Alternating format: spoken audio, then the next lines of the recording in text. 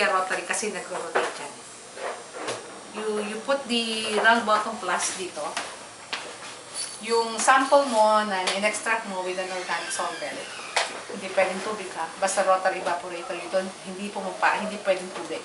Basta organic solvent. Ito, kasi meron siyang temperature na sineset. Ethyl alcohol is 72, it evaporates at 72, so pwede sa 50. Tapos yung petroleum ether is at 45, so nakaset sa 45. Para mag-evaporate yung alcohol, acetates. And then the solvent is collected here also sa round bottom plus.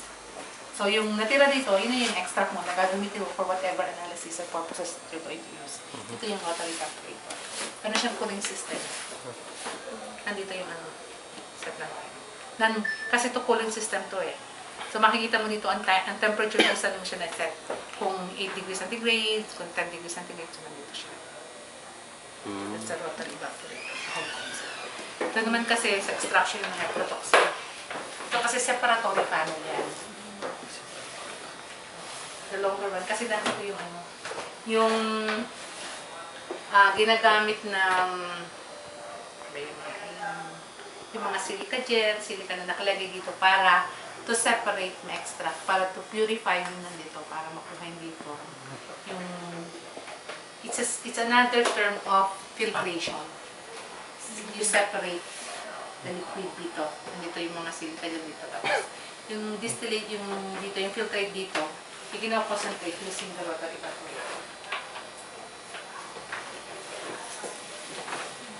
Kasi ito po katulad na nandito sa baba. Ito oven lang to. Oven lang. Oven. Okay. They're all oven.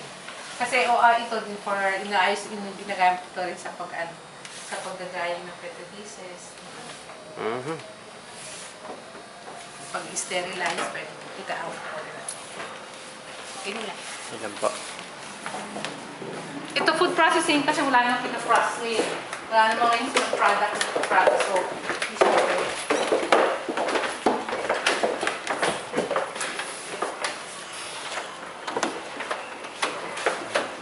That's all about LSD. Ayan.